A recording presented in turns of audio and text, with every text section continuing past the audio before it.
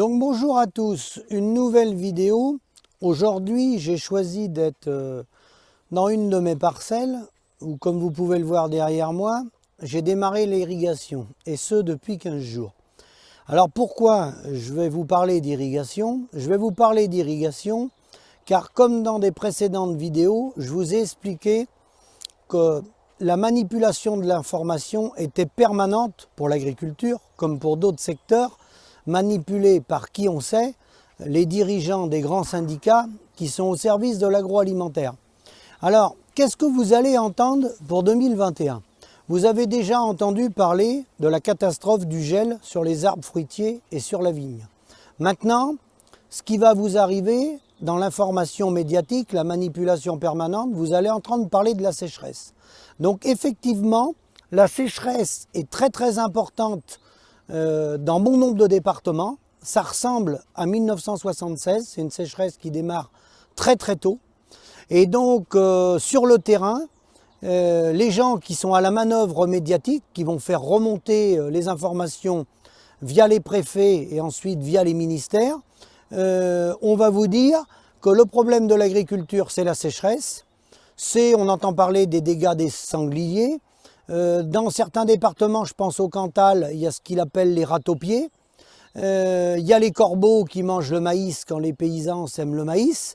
Et bon, bien sûr, le sujet numéro 1, ça va être la sécheresse. Alors, comme je l'ai dit plusieurs fois, le problème, c'est pas la sécheresse. Si on en est arrivé là, c'est parce qu'il n'y a pas de prix agricole. C'est la mondialisation, la libre circulation des biens, des hommes, des marchandises, sans aucun contrôle du politique. Et donc, on nous a mis dans un système qui ne peut pas fonctionner. Sécheresse ou pas sécheresse, le modèle agricole, il est arrivé au bout. Donc, il faut instaurer une reconnaissance du monde agricole, je pense notamment aux éleveurs, mais c'est pareil pour les céréales.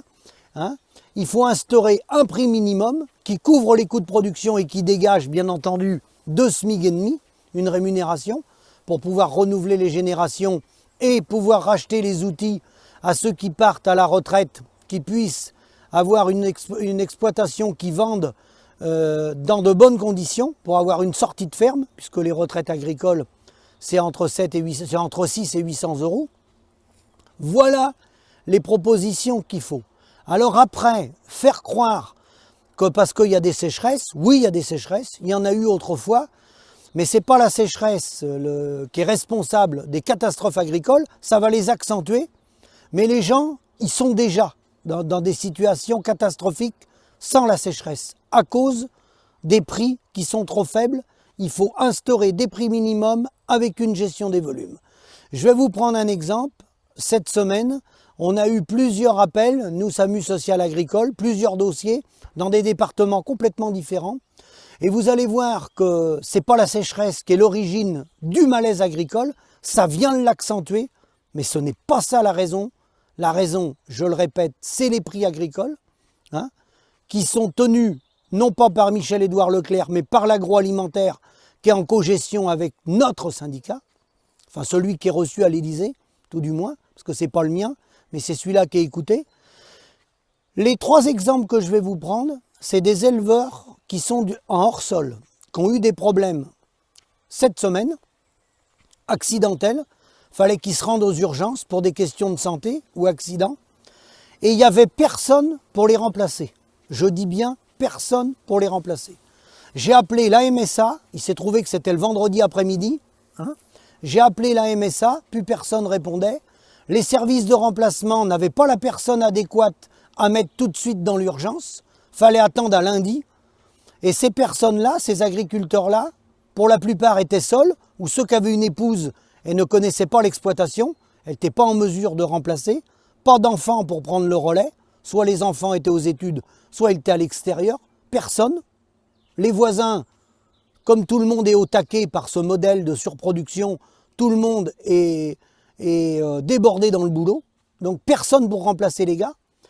Donc je me suis retrouvé pendant des heures avec les responsables des urgences au téléphone en me disant « Monsieur, qu'est-ce qu'on fait ?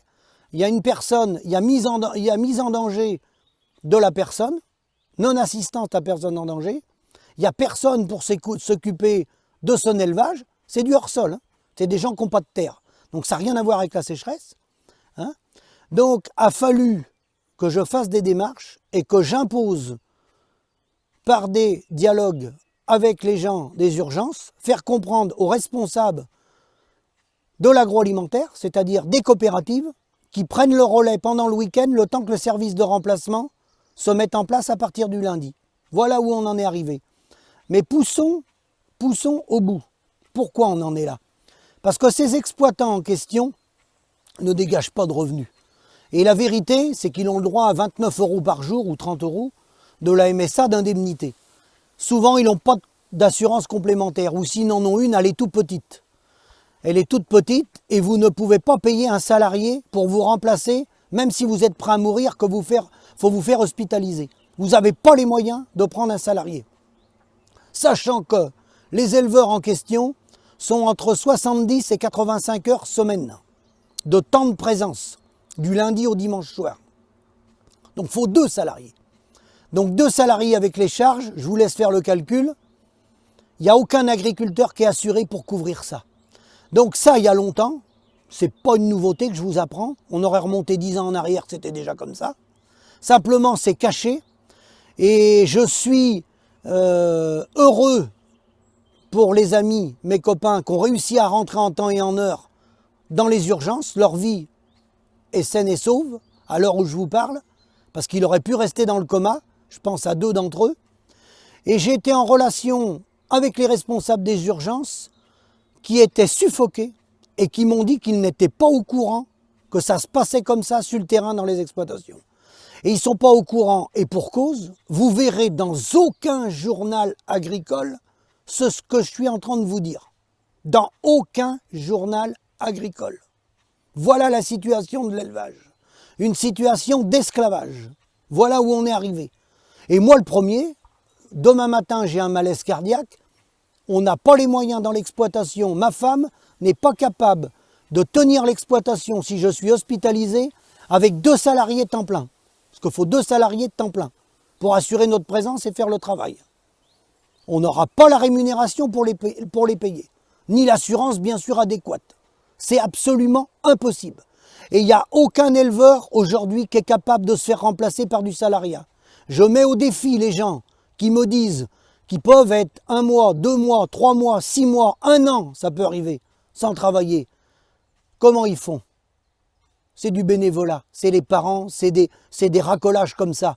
C'est le fils qui arrête de travailler. Je l'avais dit lorsque j'ai reçu François Asselineau, il y a plus d'1 an. Hein, c'était bien d'actualité, ça l'est toujours. Et malheureusement, c'était comme ça il y a 10 ans et il y a 15 ans. Parce que la profession, elle a dérapé. Et vous verrez, les économistes parlent actuellement beaucoup de la crise du Covid. Ils parlent des grands secteurs économiques, comment ils vont pouvoir redémarrer. L'aéronautique, l'automobile, la restauration. Et quand ils parlent d'agriculture, il n'y a pas d'agriculteurs. Pas un mot d'agriculture, pas un mot des agriculteurs, pas un mot des céréaliers, pas un mot des viticulteurs, pas un mot des éleveurs. L'agroalimentaire. La seule chose qui compte.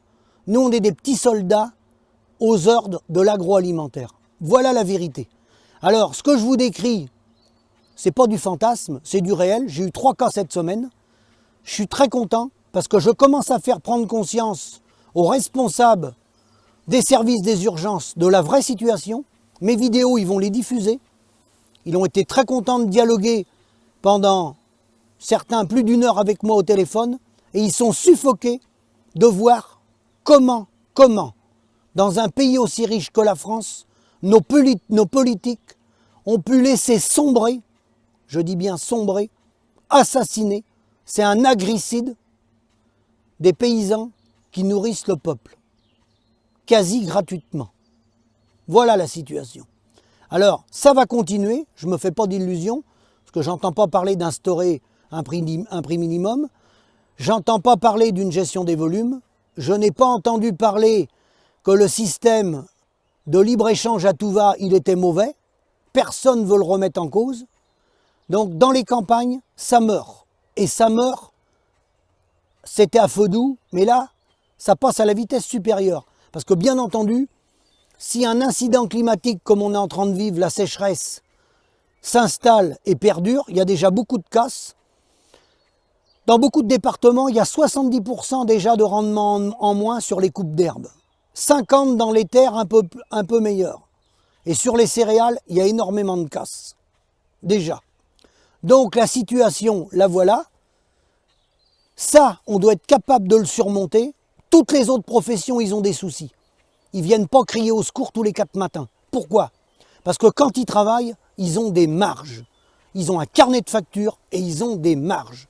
Nous, on n'a pas de marge, on est spoliés de notre marge. Alors forcément, dès qu'il y a une inondation, une sécheresse ou une maladie dans le troupeau ou une crise des céréales qui se vendent moins bien parce que sur un continent, ils en produisent plus, et bien tout de suite, tout le monde lève les bras au ciel et crie au secours.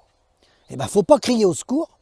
Ce n'est pas la sécheresse, c'est le modèle économique qui n'est pas adapté à la situation et qui en plus va à contre-courant des mesures qu'il faudrait prendre pour demain pour l'environnement. On nous a emmenés dans un modèle productivisme qui nous a emmenés à la ruine, qu'on a enrichi certes une petite partie, mais qui nous a emmenés à la ruine. Le modèle, il est au bout, il y a plein de solutions pour le modifier, ça peut aller vite. Il nous parle de la réforme de la PAC. La PAC, elle a été très injuste, on a versé des aides à des gens qui n'en avaient pas besoin. Quand on verse des aides, on fait attention à qui on verse des aides. Aujourd'hui, il y a des moyens pour contrôler qui en a besoin. Il y a des moyens très simples, tout est informatisé. On ne déverse pas de l'argent public à des gens qui n'en ont pas besoin. Il y a des gens qui perçoivent aujourd'hui de la PAC qui n'en ont pas besoin. Et d'autres qui en auraient besoin, qui n'en ont pas, parce qu'il y en a qui n'ont pas la PAC, et d'autres qui ont des tout petites sommes, qui en auraient besoin du double et du triple. Voilà la situation. Ça, c'est pour le volet argent public. Mais sur le modèle, si le modèle il n'est pas changé, Edgar Pisani, ancien ministre de l'Agriculture, l'avait dit, soit une politique a fonctionné et il faut savoir la faire évoluer, soit elle n'a pas fonctionné et il faut savoir en changer. Je crois, messieurs les responsables politiques, qu'il est plus qu'urgent d'en changer. À bientôt.